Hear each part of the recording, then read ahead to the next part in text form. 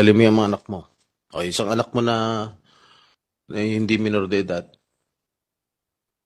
Pansamantalang nakakulong na sa Senado ang amo ng kasambahay na ng maltrato umano kay Nanay LV sa ilang taon. Ito ay desisyon mismo ng mga Senado na hindi pa uwiin si Franz Ruiz, bunso umano ng magkakasalungat niyang pahayag sa pandinig.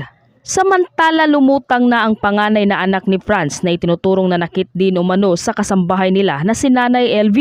Narito ang buong detalye. Ngunit bago tayo magpatuloy, huwag kalimutang i-like, share, subscribe, and click the notification bell for more updates and for more upcoming videos. Maraming salamat! Sa pagpapatuloy ng pandinig ng Senate Committee on Justice and Human Rights, na-cite for contempt si Franz Ruiz ang dating amo ni LV Vergara na minaltrato ng mga ito. Ang hindi pagkatugma-tugmang mga pahayag ni Ruiz ang nagtulak sa komite na i-detain ito sa Senado. Ngunit hindi pa malinaw kung hanggang kailan mananatiling nakakulong sa Senado si Franz Ruiz. Nauna mo nang nagmusyon si Senator Jinggoy Estrada na ikulong sa Pasay City Jail si Ruiz pero binawi rin ito. Bago ito humarap din sa pandinig ang mga dating kasamahan ni Nanay LV na nagpatotoo sa pananakit daw ng mga dating amo sa dating kasambahay.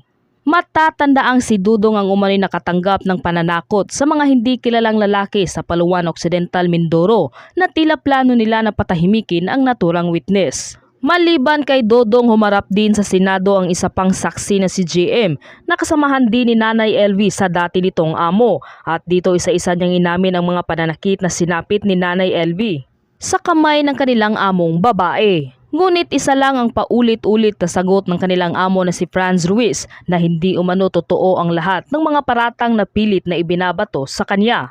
Bagkus sinabi pa niya na sinungaling ang mga ito.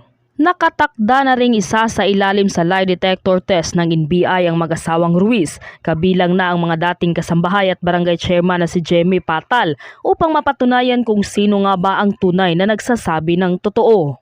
Samantala nakatakda na ring humarap sa Senado ang panganay na anak ng mag-asawang Ruiz na siyang itinuturo rin ni Nanay LV na isa rin sa nanakit sa kanya at plano rin niya na pagbayarin ito sa lahat ng mga masasamang salita at pananakit na kanyang natanggap sa anak ng kanyang dating amo.